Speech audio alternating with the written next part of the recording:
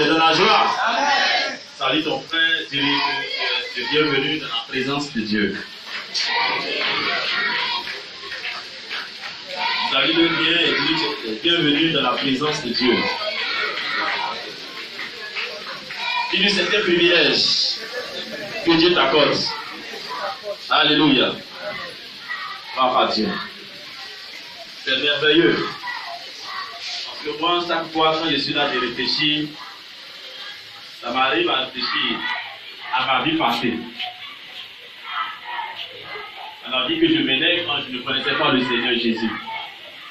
Et souvent, je remarquais à certains endroits où je pouvais perdre la vie. Je faisais attention à cela. Puis je me disais, mais si à ce moment bien précis là, j'avais perdu la vie, c'était terrible pour moi alors. Parce que je me souviens, chacun sait ce qu'il a fait, et qu'il est en train de faire, et qu'il n'était pas bien. Et souvent, quand je pense à ça, en même temps, je dis, mais Dieu, tu m'as fait une très grande grâce. Parce que j'aurais fini de poser tel acte, et puis la mort me prenait. Puisque je ne te connaissais pas, donc actuellement, je serais assis quelque part en enfer. Et puis, un banabana ici, il tue les gens, on va l'évangéliser, il va changer de vie chrétien. Puis vraiment, je dis, mais Seigneur, c'est une grâce. On ne peut pas dire que ce n'est pas une comparaison. Peut-être pas que tu ne faisais pas assez dans le passé. Mais c'est pourquoi on parle de grâce. Tu ne faisais pas assez, mais tu n'étais pas correct quand même. Et c'est parce que tu faisais, la mort pouvait te prendre. Et puis tu es parti. Et puis, un gars ici, il tue, il a tué, il boit tout le sang. Et puis aujourd'hui, par de Jésus, il est sauvé. Et puis moi, je suis assis en enfer. Et puis, mais Seigneur, c'est une grâce. C'est pourquoi quand toi, tu es assis aujourd'hui ici, là, rends grâce à Dieu. Rends grâce à Dieu. Parce que ce n'est pas tous qui ont eu ce privilège. Donc, si Dieu t'a fait ce privilège, et puis il est passé par l'un de ses enfants pour dire, aujourd'hui, viens à l'église. Regarde ça comme le plus beau et le merveilleux cadeau qu'on t'a donné, qu'on t'a offert. Et il ne faut pas négliger ça. Alléluia. Il ne faut pas négliger cela. Dieu, c'est une façon de parler, quand j'ai parlé de cette façon, Dieu nous a mis tous sur le même pied d'égalité. C'est-à-dire, tous ceux qui sont partis en enfer, Dieu leur a donné toutefois une occasion de se repentir. Donc, personne ne peut dire non, moi, Seigneur, je n'ai pas eu l'occasion que l'autre a eu. Donc, à toi, c'est pas qui tu es, où tu es assis là, une occasion t'est offerte. Saisis-la. N'attends pas pour dire non, je suis un jeune homme, je suis une jeune fille. Il n'y a pas affaire de jeune fille, de jeune homme, de vieillard dans cette affaire. Je me souviens, j'étais autocuit, et puis un jour, on dit ailleurs, il y a un accident, un drame sur la route, sur la voie, la grande voie. Et on nous dit que c'est un camion H qui ramassait les ordures dans les camions H qui sont vraiment balèzes là. Et qui prenait le tournant, qui a mal pris le tournant, et puis s'est renversé. Et au moins, il s'est renversé. Ce camion se renversait. Il y avait un monsieur avec son enfant qui était assis au bord de la route, avec de trop yeux. Ils sont morts sur le champ. Papa et le gosse partis. Ils sont venus attendre taxi pour aller quelque part. Mais eux, ils devaient partir, ils ne sont pas allés là-bas, ils sont partis ailleurs. Ils n'ont pas voulu. Alléluia. Bon, imagine-toi si cet homme-là ne connaît pas Jésus. C'est devenu pour lui. Donc, ceux qui donnent l'occasion, mon frère, pardon, viens, va prier Jésus, viens à l'église. Il dit, oh, Dieu m'a sauvé. Saisis ça. Ne remets pas à demain. Parce qu'on ne sait pas ce que demain adviendrait. Dis à ton voisin, saisis l'occasion que Dieu te donne aujourd'hui. Il y a une chanson qu'on chante, on dit, je veux mon miracle aujourd'hui. Je veux mon ciel aujourd'hui. Je veux pas l'enfer aujourd'hui. Je veux rentrer au paradis aujourd'hui. Quand on veut rentrer au paradis, on va déjà mourir. Alléluia. Le ciel, là, quand on accepte Jésus, on est rentré au ciel comme ça. Alléluia. Gloire à Dieu. Le dimanche passé, nous avons parlé de la prière. Et nous allons continuer sur ce chapitre, ce thème, la prière. Et même si Dieu fait grâce, par moment, nous allons revenir là-dessus. Parce que la prière est très importante, une des choses très importantes dans la vie du chrétien. Et un chrétien qui n'a pas la prière dans sa vie, il est un chrétien de nom. Il est un chrétien de nom. C'est-à-dire qu'il porte le nom d'une église. Il porte le nom d'une communauté. Alléluia. Et le dimanche passé, on vous a entretenu sur les obstacles, ce qui fait que les prières ne sont pas exaucées. N'est-ce pas? Amen. Alléluia. Amen. Est-ce que tu te souviens un peu de ce qu'on t'a dit le dimanche passé? C'est que quand tu pries, tu n'es pas exaucé. Est-ce que tu peux donner le micro à quelqu'un pour vous dire vraiment ce que lui a saisi, ou du moins, il s'est vu dans ce message. Est-ce qu'il s'est reconnu là où il a trouvé que ce message-là le concernait? Là où il s'est vu dans le message, hein, puis laisser le micro. Amen. Moi, ce que j'ai compris dans le message du mois passé, est que Dieu nous dit que quand nous demandons quelque chose, nous demandons mal. Nous demandons dans le besoin de satisfaire, dans le but de satisfaire nos besoins, nos passions. Nos passions. Tenons d'être agréable à Dieu. Est-ce que j'ai repris? Tout à fait. Merci. Le message, là où tu te retrouver, ou bien ce que le message a pu corriger quelque chose concernant. Alléluia. Encore le dimanche passé, maman a prêché à 2 points où je me retrouvais. Elle a dit que ce qui empêchait les prières d'être exaucées, il y avait le manque de pardon. Et je me suis retrouvée dedans parce que la semaine, c'était sur la semaine, et puis j'ai traversé certaines situations où j'étais frustrée, j'ai été blessée, que ce soit en famille, par des frères. Donc vraiment, par moments, je suis là, ça me revenait. Donc, souvent quand je prie, comme papa m'a à le prêcher, souvent j'entends de prier, puis ça te vient. Jean le diable me dit, mais tu n'as même pas pardonné, tu n'as pas pardonné à telle personne, tu as dit non, tu as dit non. Donc ça bloquait cette prière. Donc pendant qu'elle prêchait, vraiment je me suis retrouvée dedans. Et j'ai demandé vraiment que Dieu m'aide à pardonner à personne vraiment qui me renverse dans l'amertume comme ça.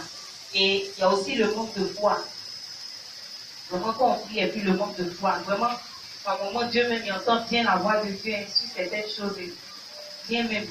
Mais je doute, je suis là, je doute, ou bien comme moment de vie, d'aller prier pour telle personne, ou bien de faire ça pour Dieu là. Je doute, je suis assis, je dis, est-ce que c'est vraiment, est-ce que c'est Dieu qui parle? Est-ce que, donc vraiment je doute, donc ça fait que, par moment, peut-être, même si Dieu veut passer par toi pour faire du bien à quelqu'un, ça ne peut pas se faire. Donc vraiment, je bénis Dieu pour la parole qui m'ont sorti. Amen. Dernière personne. S'il y a quelqu'un. Oui, derrière. Tu vas passer le micro rapidement. Donc, ils vont passer rapidement le micro.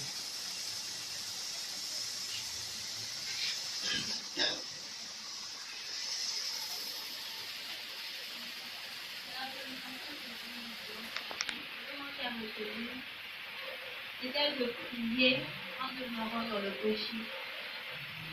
C'est-à-dire que tu prêches et que tu pries en pensant qu'en demeurant toujours dans le péché, tu peux être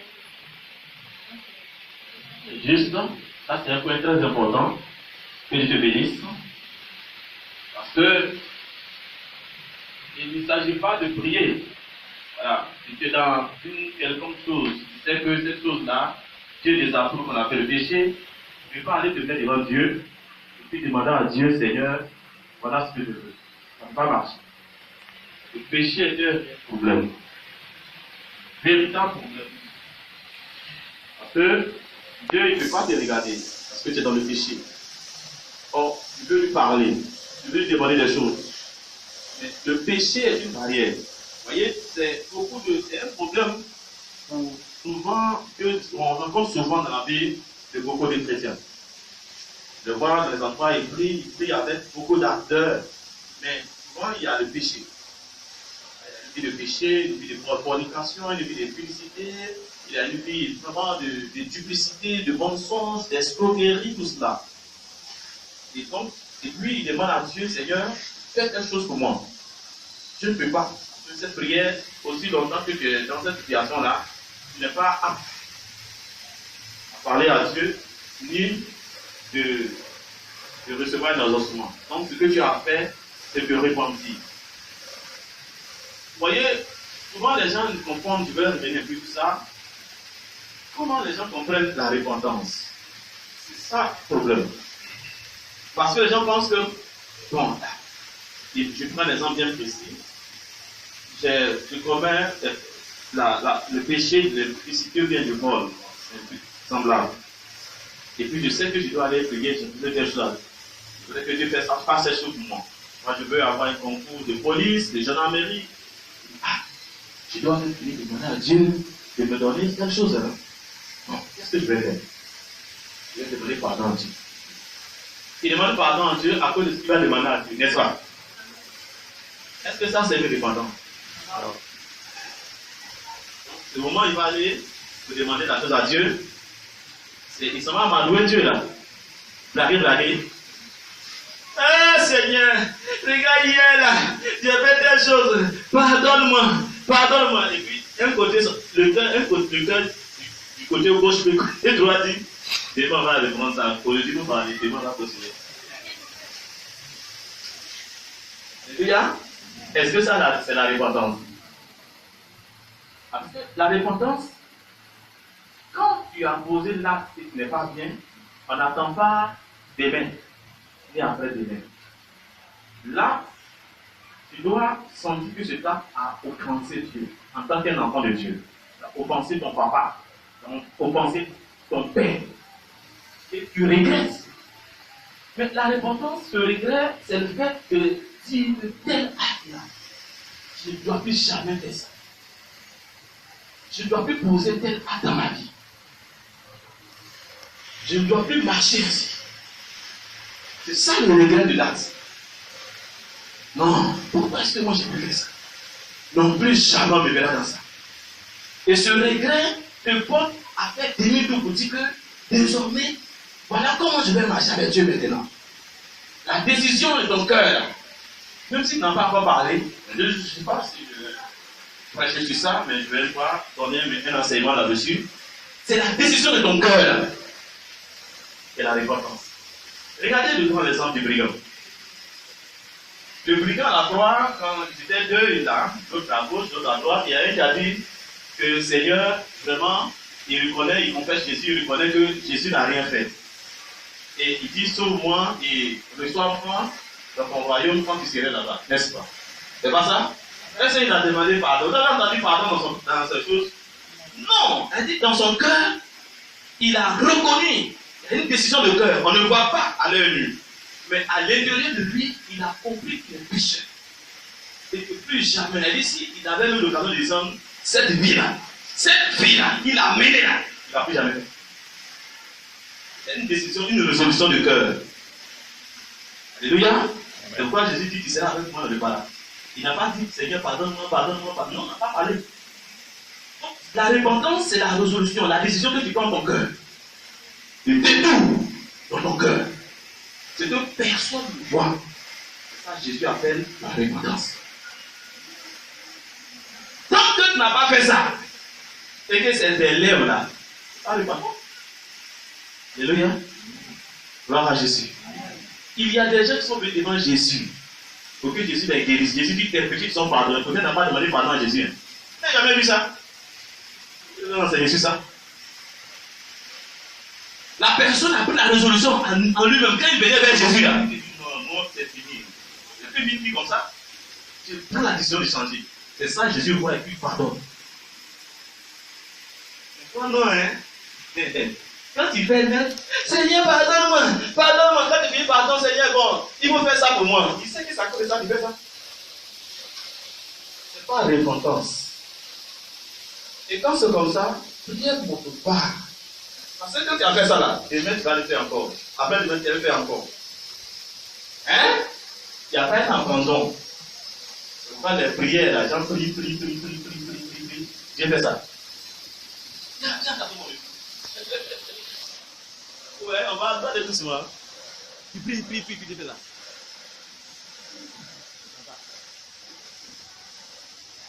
Qu'est-ce que tu vois?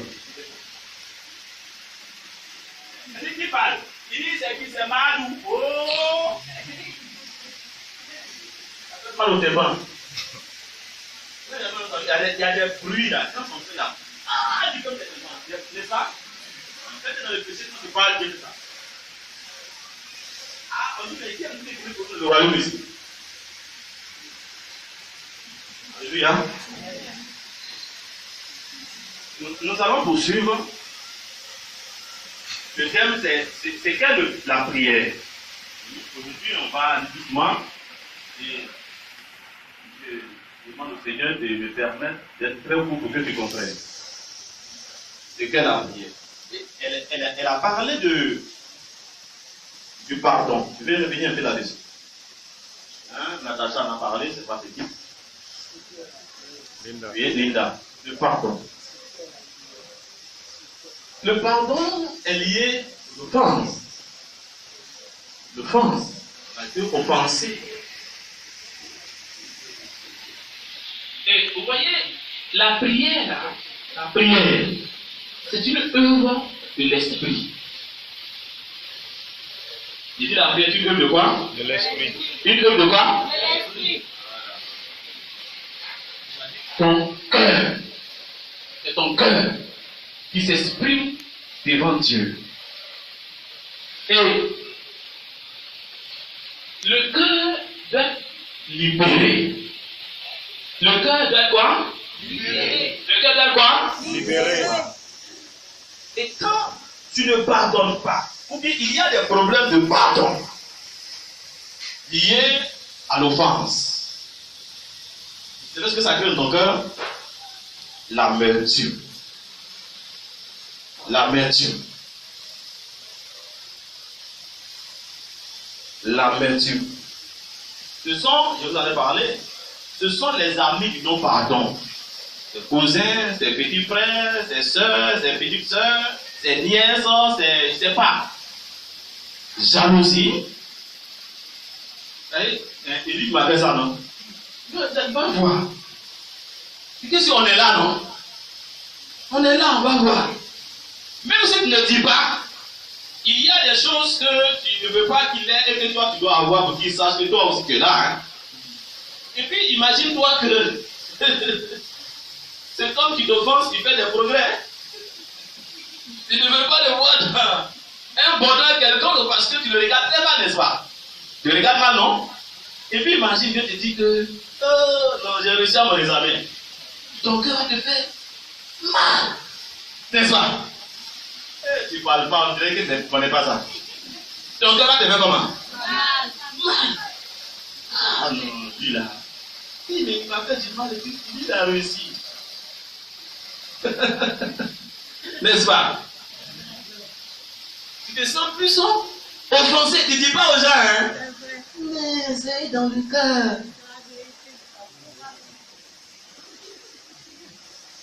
Pourquoi tu ne veux pas le pardonner? Parce que tu veux te montrer la différence. La différence. Parce que il va voir. Parce qu'il va voir dans ta vie. Le problème c'est quoi? C'est qu'on veut amener les gens à s'humilier vers nous, à venir se mettre en chez nous. Pour reconnaître ce que nous sommes devenus. Après nous avoir offensés.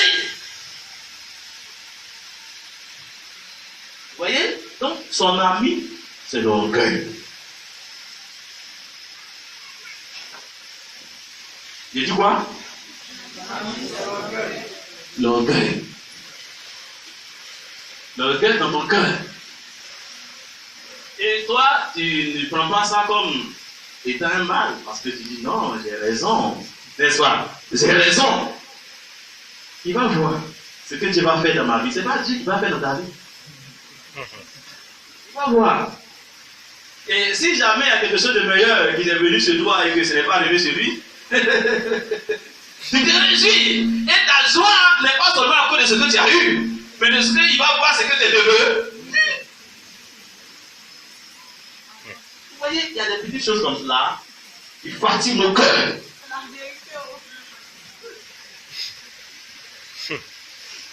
Le problème du chrétien, c'est son cœur.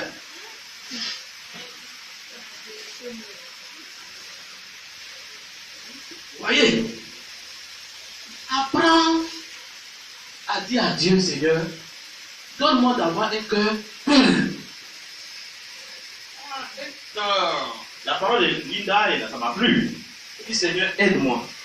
Parce qu'il y a des gens qui ne veulent pas, ils ne sont pas sincères, ils ne reconnaissent pas. Ça y est là, hein. Mais il fait comme s'il n'y a rien. Il se croit le héros. Il y a colère là dans son cœur. Non, il n'y a pas de problème, ça va, il n'y a pas de problème, ça va. Mais ça y est là, ça y est dans son cœur, ça y est là. Hypocrisie. Quel mot là? Hypocrisie. C'est carré. C'est carré. Et si tu vas voir par ces paroles, quand tu vas commencer à dire des choses, des paroles là, qui ne lui plaisent pas, c'est qui va sortir de sa bouche. Hein? Donc vous voyez, ça étouffe. Ça étouffe l'esprit. Ça étouffe, ça bloque ton esprit. C'est important, il faut comprendre ça. C'est une chose qu'il faut comprendre très tôt quand tu deviens chrétien. D'apprendre à libérer ton cœur. Ce n'est pas une question de pasteur. Est-ce que tu comprends? On a dit que notre vie avec Dieu, c'est par quoi? C'est par quoi? Si c'est par ton esprit, et si cet esprit est quoi? Étouffé. Est-ce que tu peux avoir quelque chose de bien que tu peux faire avec Dieu? Le problème de beaucoup de chrétiens. Tu étouffes ton esprit.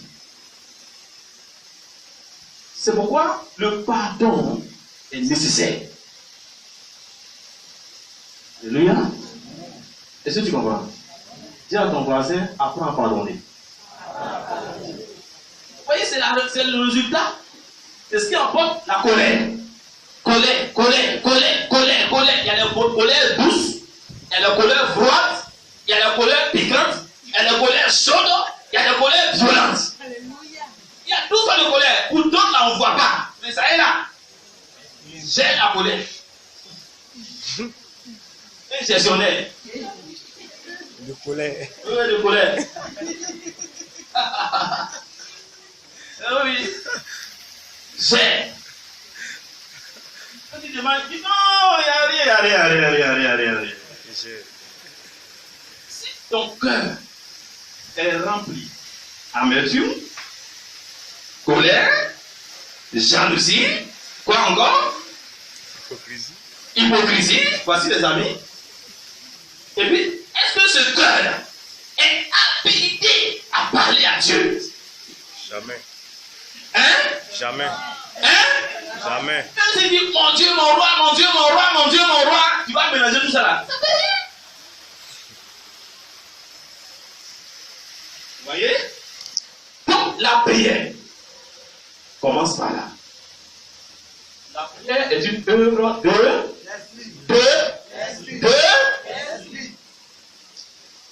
Il a déjà lu le passage. Mais on va le relire parce que je vais conclure. Regardez Matthieu 5, 22 à 24.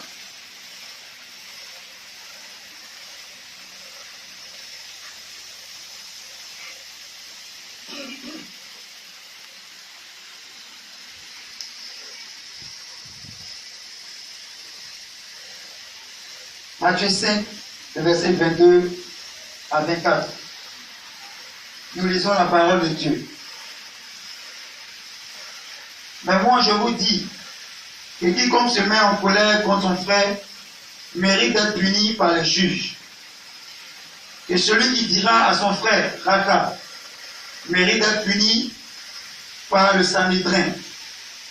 Et que celui qui dira insensé mérite d'être puni par le feu de la géhenne. Si donc tu présentes ton offrande à l'autel, et que là tu te souviennes que ton frère a quelque chose contre toi, laisse là ton offrande devant l'autel, et va d'abord te réconcilier avec ton frère, puis viens présenter ton offrande. Amen. Alléluia. Ici, tu as quelque chose comme ton frère, ou bien il y a quelque chose qui se passe qui ne tourne pas bien entre toi et ton frère. Et donc, il y a un problème de réconciliation. Tu veux pardonner, il dit laisse ton offrande. C'est-à-dire que l'offrande ne peut pas monter. Il est en train de nous dire qu'il est nécessaire que ton offrande monte. Notre attention qu'il a dit là, c'est pour ton bien-être. C'est pour toi. Parce que Dieu veut recevoir ton quoi? Ton offrande. Donc en disant de laisser l'offrande, c'est de te donner l'occasion d'être en règle, en harmonie avec Dieu. Dieu c'est qui? Dieu est quoi? Dieu est quoi? Esprit. En harmonie avec l'esprit. Donc si tu n'es pas en harmonie avec l'esprit, l'offrande ne peut pas monter. Donc Dieu veut recevoir ton offrande. Mais il dit, la disposition dans laquelle tu es là, ne te permet pas d'apporter ton offrande et puis moi je vais recevoir l'offrande. Donc tu ne peux pas apporter l'offrande. Alléluia. Gloire à Dieu. Tu vois? L'offrande, quand tu l'offrande, ce n'est pas seulement ce que tu apportes à la corbeille. La prière est une offrande que tu apportes à Dieu. Donc on ne fait pas la prière parce qu'il faut faire. On fait la prière pour qu'elle soit entendue. Reçue. Et puis exaucée. Il faut laisser. Il y a quelqu'un qui dit abandonne la colère. Le pardon, il faut pardonner. Alléluia. Regardez une chose. Lisons Jean 4. 24. Ce sont des choses que je vous dis tout le temps. Je reviens là-dessus, c'est pour attirer votre attention concernant la prière.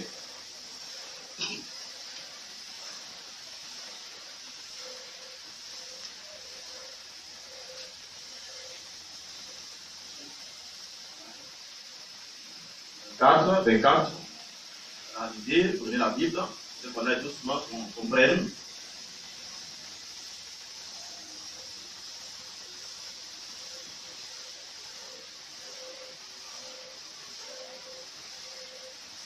Jean 4, le verset 24. Nous lisons la parole de Dieu. Dieu est esprit. Et il faut que ceux qui l'adorent, l'adorent.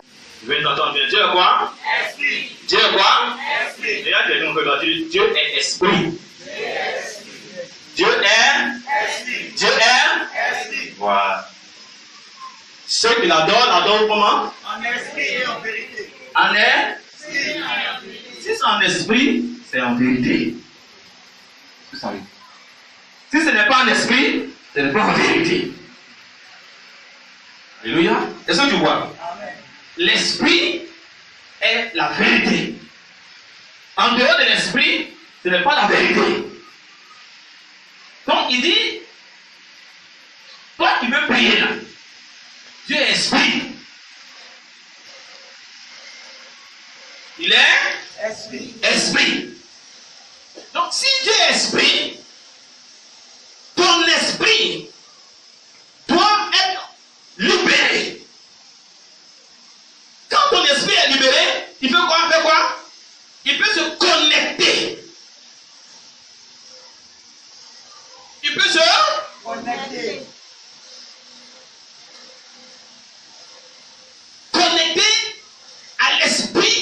du Seigneur, à l'Esprit de Dieu.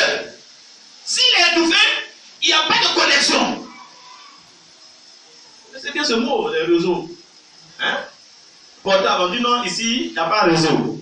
Bon, s'il n'y a pas de réseau là-haut, si tu composes le numéro de quelqu'un, ça va passer? Hein? Mais tu as portable, non? Hein? Est-ce que tu n'as pas portable? Tu as portable? Tu as composé, non? Mais il n'y a pas de réseau. C'est la même chose. Si tu n'es pas connecté, il n'y a pas de réseau. Maintenant, toi, ta bouche parle. Vous imaginez, il n'y a pas de réseau. Et puis tu mets. Oui, il faut m'apporter des choses, je t'attends, hein. Devant Basile Poli, tu viens te poster là, tu vas bien le recevoir. Ah.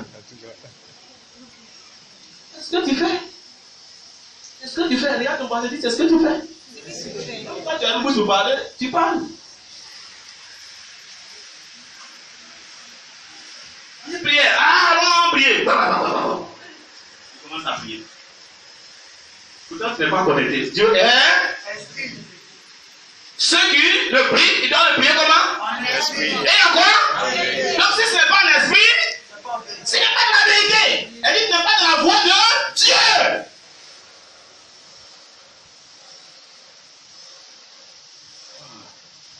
Vous voyez? La vie chrétienne. Ça ne veut pas dire que tu n'es pas chrétien. Hein? Tu es chrétien.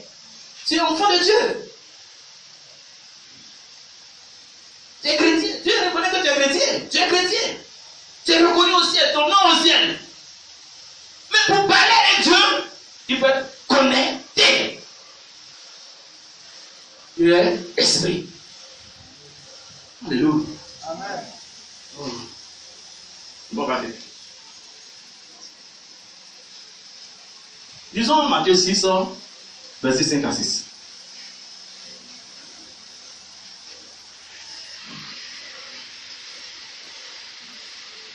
Matthieu 6, verset 5 à 6.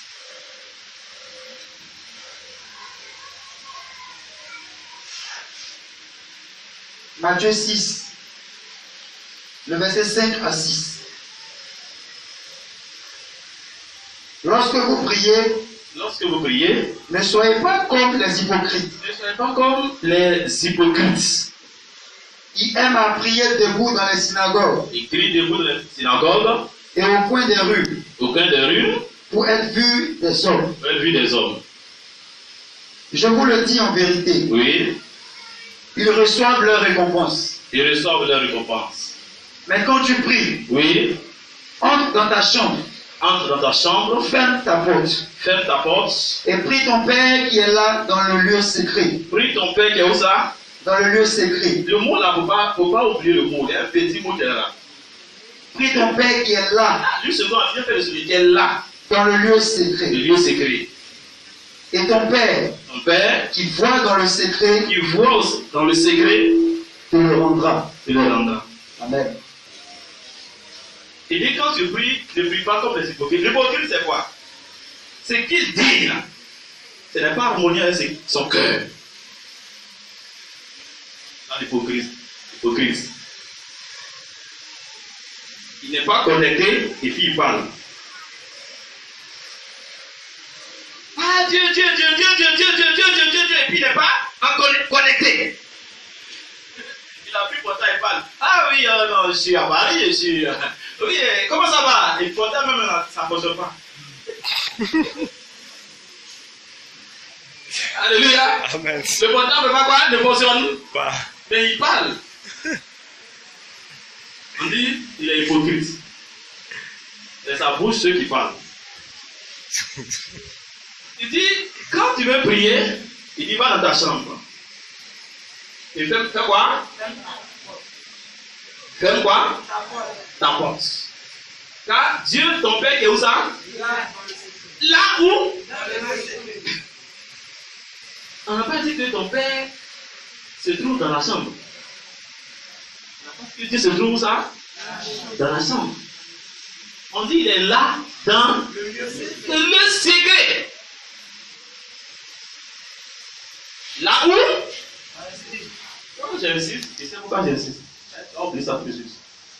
Là où? Dans le lieu secret. Là où? Dans le lieu secret. Dans le lieu secret. Donc il y a un lieu où on peut le rencontrer. Où ça? Dans le lieu secret. Tu comprends? Donc Dieu est dans le lieu secret. Le lieu secret, c'est le lieu invisible. Il est esprit. Tu ne peux pas le toucher. Tu ne peux pas le voir. Il est esprit. Donc, dans le lieu secret. Et il dit, ferme ta porte. Vous voyez? Ferme ta porte. Pourquoi cela? Pourquoi il dit ferme ta porte? Ferme ta porte. Dit-on aussi qu'il entre dans le lieu secret. Le lieu secret, c'est le lieu de l'esprit. Tu dois être en l'esprit. Ton esprit doit aussi être dans le lieu secret. Le lieu secret, c'est le lieu de l'esprit. Puisque Dieu est dans le lieu de l'esprit, toi aussi tu dois être où? Dans le lieu de l'esprit. Là.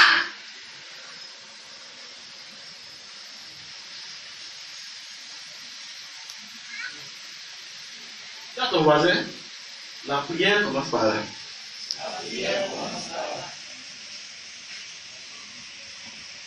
Alléluia.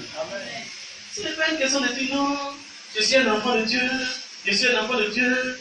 Non. Il dit, votre père qui est dans le lieu secret, il dit, il voit où? Lui, il voit dans le lieu secret. Donc, il est en connexion avec ton esprit. Donc, c'est dans le lieu secret que lui voit. C'est dans le lieu secret avec le lieu secret qui communique. C'est avec le lieu secret qui parle. Il répond dans le lieu secret, dans l'esprit. Alléluia. Tu comprends? Bon, tu pries. Seigneur mon Dieu, mon roi. Il est en train de prier. Il prie. Hey, la sauce.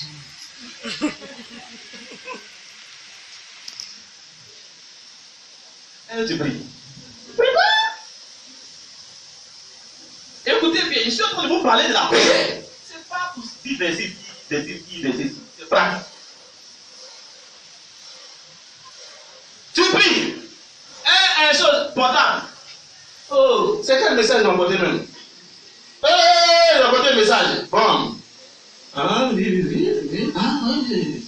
Seigneur mon Dieu, mon roi, Seigneur mon Dieu, Seigneur mon Dieu. C'est pas prier.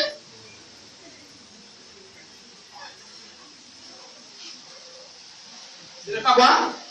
C'est pas prier. Tu parles, mais tu ne parles pas à Dieu. Tu pries, mais ça ne t'adresse pas à Dieu. Cette prière n'est pas avec Dieu. Tu t'entends, les hommes t'entendent, tu te vois, les hommes te voient. Mais Dieu ne te voit pas, il ne t'entend pas.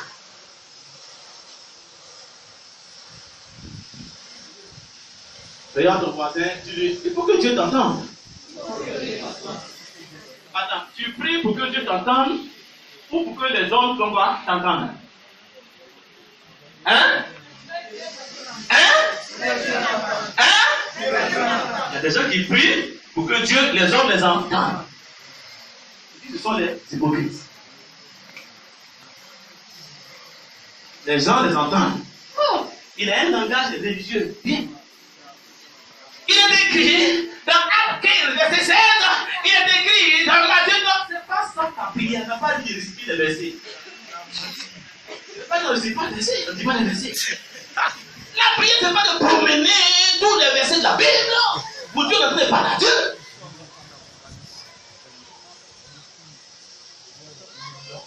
La prière par imitation là. Tu as ton voyant, sort de là. La prière, c'est toi et coach.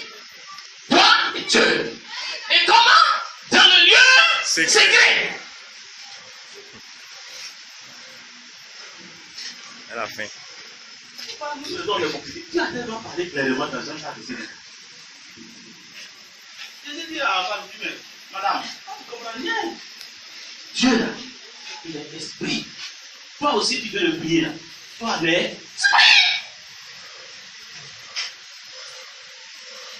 Et là, il a dit, lui, change ta façon de prier.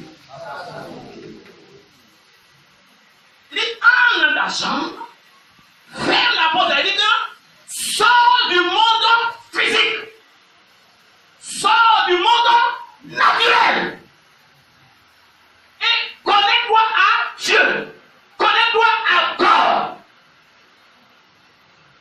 Voici la prière.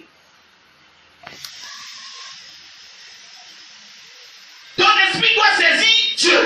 Dieu aussi doit te saisir. Alléluia. Gloire à Dieu. Tu es là? Donc, les pharisiens là, ils sont hypocrites. Je n'ai pas dit, quand on prie, on n'utilise pas les versets bibliques. Parce que je sais qu'on dit. Est-ce qu'on va bien saisir? Alléluia. Alléluia. Est-ce que tu m'as bien saisi?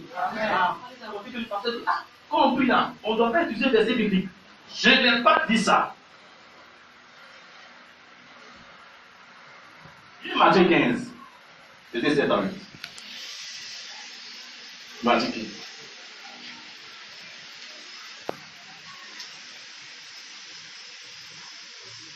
Matthieu 15, le verset 7 à 8. Nous lisons la parole de Dieu. Hypocrite. Ésaïe a bien prophétisé sur vous. Il dit hypocrite. Ésaïe, il a bien parlé, il connaît.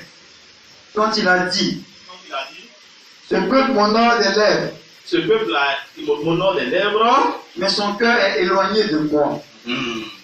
Amen. il dit qu'on peut honorer Dieu par les lèvres. Les lèvres, c'est la chair. Tu vois la chair. Oh,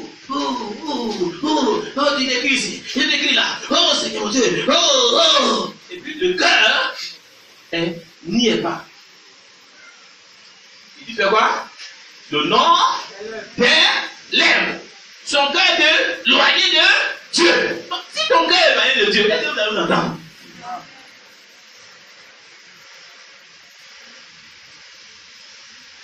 Tu pries.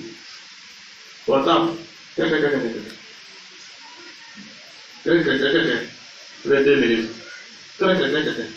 3 minutes.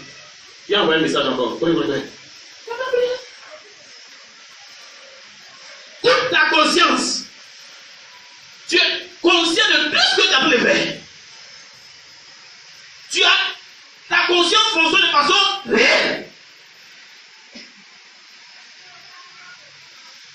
Ton intelligence en éveil. Sur toutes choses qui sont autour de toi. Tu ne pries pas. Tu ne t'entends pas. Ce n'est pas ça la prière. La prière, c'est la connexion d'esprit. Quand ton voisin, la prière, c'est la connexion d'esprit. La prière, c'est la connexion d'esprit.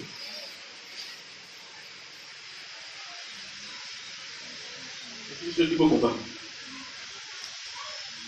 Alléluia. Gloire à Dieu. Qu'est-ce que la prière demande? C'est une chose que la prière demande quand nous prions. Parce qu'il faudrait savoir certaines choses. Bien. Tu pries, des sujets là-dessus.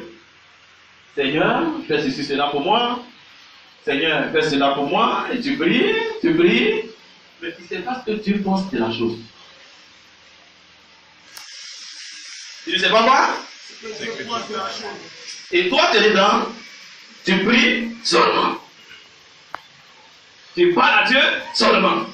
Mais ce que tu demandes à Dieu, tu ne connais pas la pensée de Dieu concernant la chose. Tu ne connais pas la volonté de Dieu concernant la chose.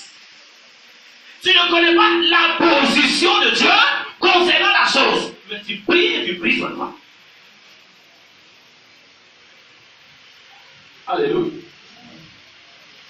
Est-ce que tu es là? Et puis tu pries, tu dis, Dieu ne m'a pas exaucé. Hein? Est-ce que Dieu t'a Ça veut dire que c'est ce qu'il veut te donner. Hein? Il est nécessaire de connaître la volonté de Dieu. Ce que Dieu pense de la chose. Quelle est la pensée de Dieu concernant ce que tu es en train de demander à Dieu? Ah oui.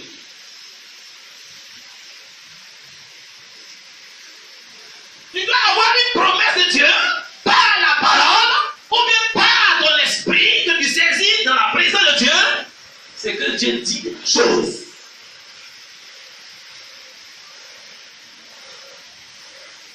Il faut que tu aies par l'esprit, dans ton esprit, saisis la pensée, saisis la volonté de Dieu, de ce que Dieu dit. Quand tu as saisi cela, alors tu peux avoir l'assurance de parler à Dieu.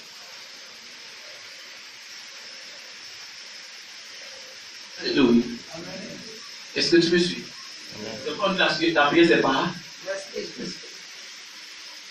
Donc, si tu n'es pas connecté, comment tu peux savoir ce que Dieu dit de la chose?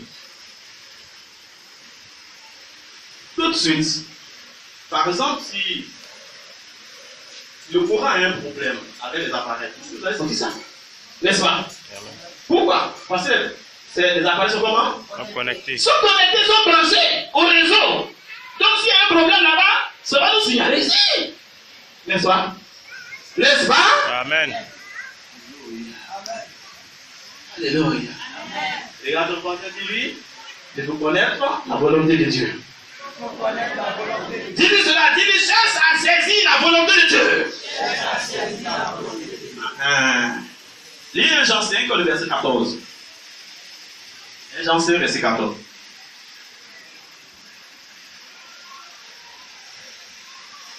Après, tu dis Éphésiens 5, 17.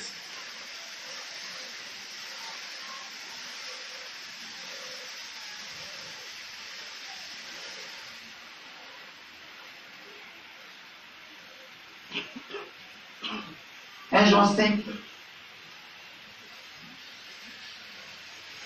le verset 14. Nous lisons la parole de Dieu.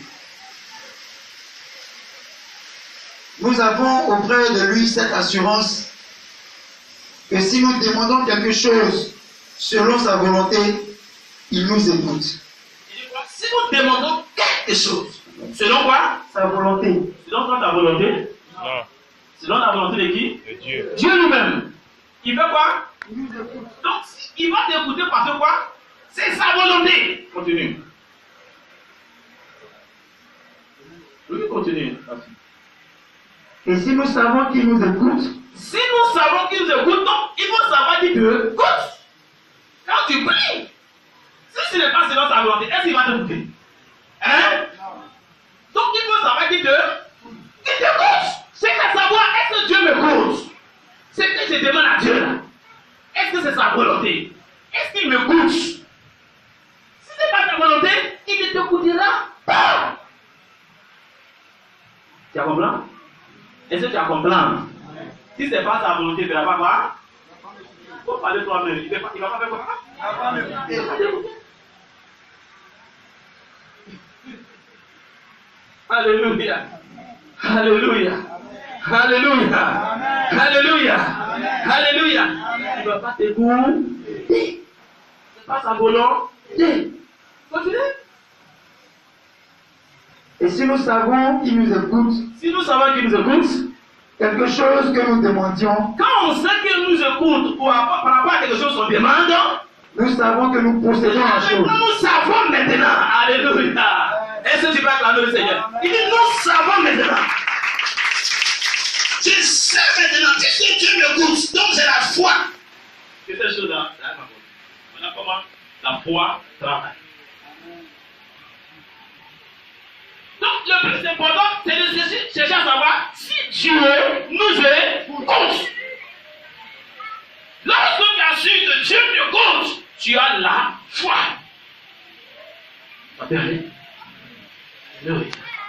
La parole de Dieu, la vie chrétienne est praticable. Dis à ton voisin, la vie chrétienne est praticable. On peut la pratiquer. Elle est pratique. Quand tu sais qui t'écoute, toi, en ce moment, tu n'as même pas besoin de voir la chose. C'est. Tu as ton voisin, tu sais. Tu sais. Alléluia. Et quand tu sais, quand tu es content, tu vas lancer le temps. Hé, mon ami, ma soeur, est-ce que tu vois la chose là? Il y a la chose. Oh, puis on va louer le Seigneur. Pourquoi? Tu sais. Oh, je sais. Je sais. Je sais. Oh Jésus. Je me souviens, souvent quand on dit des choses, peut-être on ne peut pas. Je me souviens quand, une fois, depuis longtemps, j'étais ici et je disais, oh, je vois les chants ici, je vois les cloches là. Et parce qu'il voit ça comment? Mais j'avais une joie dans mon cœur. Je savais. C'était dans mon cœur, je sais. Donc cette joie-là, j'attends de voir. Alléluia. Alléluia. Dis à ton voisin, tu dois savoir. Quand tu sais, ta joie est encore plus grande, même quand tu n'as pas encore vu que tu as vu.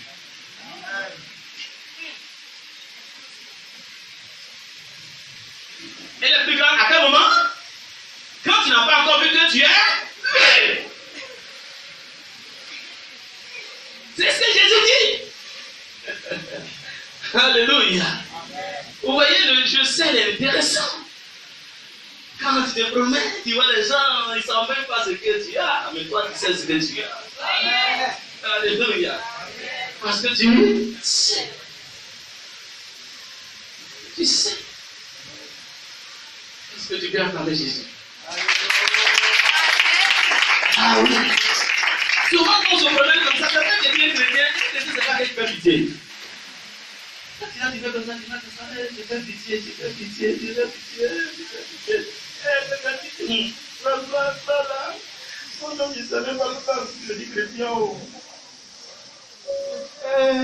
Vraiment. Affaire de Dieu, là, c'est compliqué. Je dis ça, c'est pas compliqué. Je suis donné la parole, que tu dis c'est compliqué. Affaire de Dieu, là, faire tout. On est déjà dans ce que si on a pu aller au ciel, tu as dit c'est comme ça. Hein?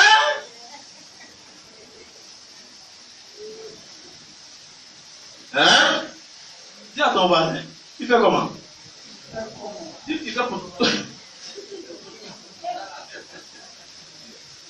Alléluia. Gloire à Jésus. Dis tu fais pour toi comment? Alléluia. Gloire à Dieu. Ouais, c'est ça le chrétien. Le chrétien, c'est quelqu'un d'extraordinaire.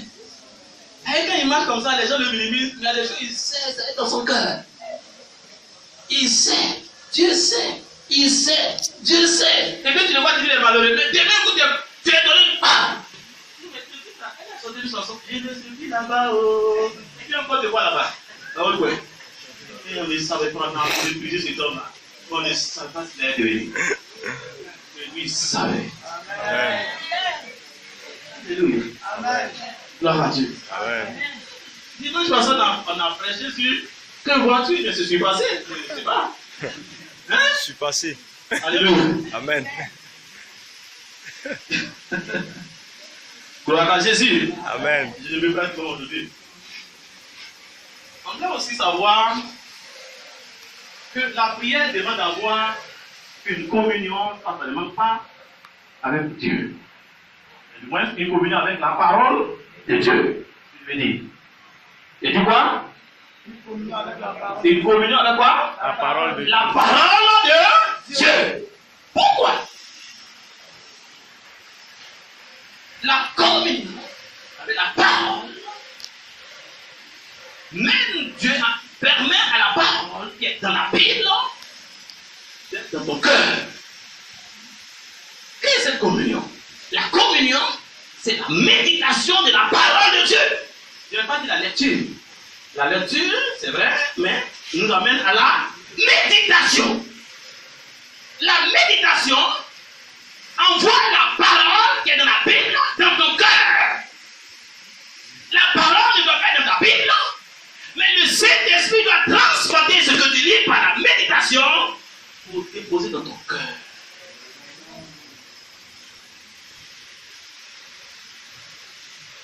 Donc,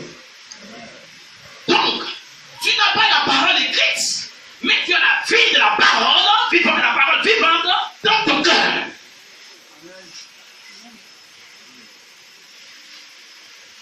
On a quoi? La parole Où?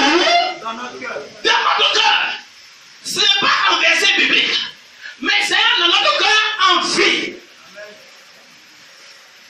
Et quand la parole est dans ton cœur en vie, c'est ça que tu parles à Dieu. On dit tu parles, tu prêches, tu pries par la parole. Ce n'est pas réciter verset biblique, ce n'est pas dire rien comme ça. Ce n'est pas ce que je suis en train de dire. La parole est vie dans ton cœur. Quand tu parles et tu pries, la parole qui est dans ton cœur, c'est elle qui parle avec Dieu. Elle doit être laide, mais elle doit être vie, elle doit être vivante. Elle est faite pour être vivante. Transformée. Donc ton cœur a l'habitude de prendre la parole écrite, la transformer. La parole est faite pour être transformée. Donc le cœur est le matériel, la machine qui transforme ton cœur par la parole de Dieu en vie. Ah. Dis à ton voisin, c'est important. C'est important. Et donc, quand tu es prier, c'est en cela que tu parles à Dieu. La parole qui est vie en toi s'exprime devant Dieu. C'est pas pour venir dire, il est écrit dans Jean verset 15, il prie, mais il n'y a pas la vie de la parole en lui. Il ne parle pas. Pourquoi? Regardons. Lis dans Luc 4, Luc 6, le verset 45. Luc 6, verset 45. Luc 6, le verset 45. Oui. L'homme bon dit de bonnes choses du bon trésor de son cœur. Oui. Et le méchant dit de mauvaises choses du mauvais trésor. Car c'est de l'abondance du cœur. C'est quoi? De l'abondance du cœur. C'est quoi? De l'abondance du cœur. C'est quoi? De l'abondance du cœur. Oui. Que la bouche parle. Que la bouche parle. Amen. L'abondance du cœur. Que la bouche parle. Donc quand tu pries, c'est la vie de la parole en toi que tu parles et que tu pries. Donc ça fait quoi? Une prière pas dans l'esprit. Cette prière comment? Une prière comment? Dans le lieu secret comment? Dans l'esprit. Il dit que la parole comment? Esprit, vie. Mais ce n'est pas la parole qui est dans la Bible. Ce n'est pas ce qui est écrit. Je n'ai pas dit la Bible n'est pas la parole de Dieu. Ce n'est pas ce qui est écrit.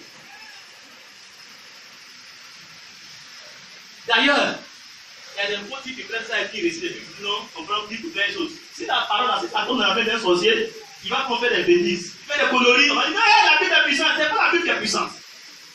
La Bible, il n'y a pas puissance. Le livre, la Bible, on pense au marché. On pense à où? On pense à où? Même peut-être ceux qui vont me sur la mystique. Ils vendent ça. Elle devient parole de Dieu quand l'homme qui a le Saint-Esprit est en communion avec elle. C'est en blanc. Dans des coins, on peut pas faire loi pour tuer les gens. On dit non, il est écrit ici, on doit te tuer. C'est écrit ici, là, on doit te faire ceci. Alléluia. Cette même Bible-là, les gens peuvent l'utiliser pour faire du mal à quelqu'un. Vrai ou beau? Vrai ou beau? Je ne dis pas que la parole c'est Dieu. Il n'y a rien dedans. Dieu dedans. Tu es là? Tu es là? Tu es là? Tu es là? Dis à ton voisin, prie en l'esprit. Sois connecté par l'Esprit de Dieu. Sois connecté par l'Esprit de Dieu. Sois connecté à l'Esprit de Dieu. Sois connecté à l'Esprit de Dieu. Alléluia. Amen. Est-ce qu'on peut lire notre verset, Matthieu 6, verset 7? C'est des versets qu'on peut lire à la maison, mais on va lire quand même. Si vous n'avez pas être long, donc c'est l'essentiel. C'est la même chose.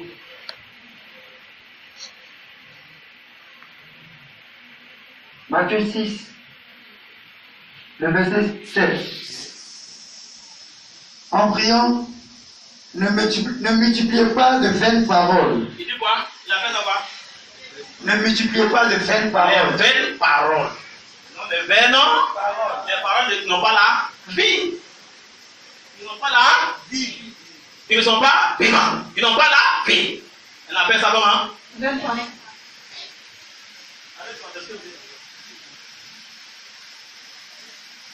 Quand ce temps dit ça, Seigneur mon Dieu, papa, Seigneur éternel mon Dieu, c'est ici, c'est qui c'est là, c'est où? C'est Jésus, Jésus, Jésus, Jésus. Allez, quand je me dis, on crie fort. Jésus! C'est pas pour les crier. Les crie papa.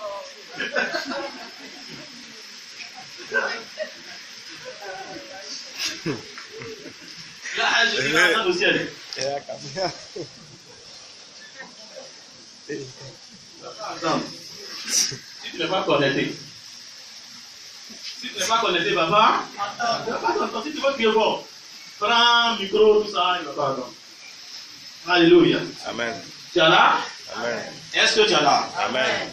Gloire à Dieu. On va terminer par un point. Bon, c'est là. Elle a parlé de l'obéissance, je vais toucher ça un peu. L'obéissance. Et il faut lire Hébreux 10, le verset 36. Je vais m'arrêter là.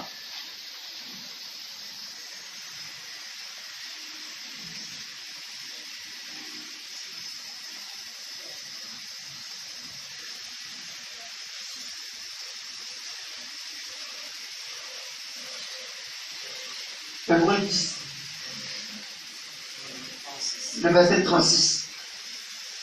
Nous lisons la parole de Dieu. Oui. Car vous avez besoin de persévérance, Oui. afin qu'après avoir accompli la volonté de Dieu, Après avoir accompli la volonté de Dieu, vous obteniez ce que vous êtes promis. vous obteniez ce qui vous est promis. Amen. Et vous avez besoin de quoi? De persévérance. Et qu'après avoir accompli la volonté de Dieu, vous receviez, mais vous obteniez ce qui vous avez été promis. Voilà. Donc, persévérance. Et après persévérance, on reçoit quoi? Ce qui a été Promis. Ce qui a été quoi? Promis. Ce qui a été quoi? Promis.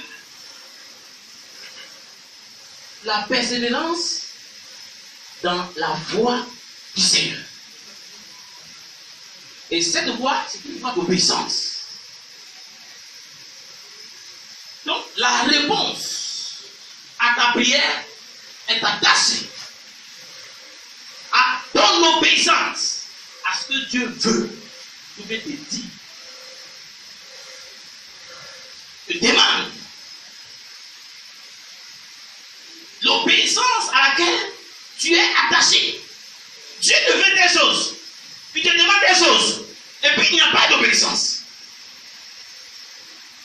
Est-ce que ça peut marcher? Non. Ça peut marcher? Non. Donc il dit tu as besoin de persévérer. C'est-à-dire, quand il a mis le mot persévérance, il a mis là-bas au fait. Parce que l'obéissance peut être confrontée à des obstacles. Il peut y avoir des obstacles pour obéir à Dieu. Il peut y avoir des difficultés qui sont devant toi. Mais il dit ne regarde pas l'obstacle. Il faut franchir l'obstacle. Ce qui fait que tu ne peux pas avancer ou bien obéir à Dieu là. Il faut franchir ça dans la persévérance. Percer. Persévérance. Percer ça. Vous voyez, ça est là. Dieu t'amène à aller là-bas. Et tu t'en vas dans la voie d'obéissance pour obéir à Dieu. Et puis, tu viens te percer contre quoi? Le mur. Et il veut t'empêcher à avancer dans la voie de Dieu. Alléluia. Est-ce que tu dois t'arrêter? Non. Hein? Non. Tu dois faire quoi? Persévérer. Tu dois persévérer. Tu dois faire tout pour faire quoi? Pour franchir l'obstacle. Il dit, vous avez besoin de ça. Et après cela, vous recevez quoi? Vous recevrez quoi? Je vais entendre la voix de tout le monde en la fin. Vous recevrez quoi? Ce que vous avez promis. Donc tu as demandé, Dieu t'a dit, je te l'accorde. Mais tu as besoin de quoi? De persévérer. Tu as besoin d'obéissance. voyez, la réponse de cette prière, la réponse est attachée à une certaine obéissance. Alléluia. Est-ce qu'on peut acclamer le Seigneur?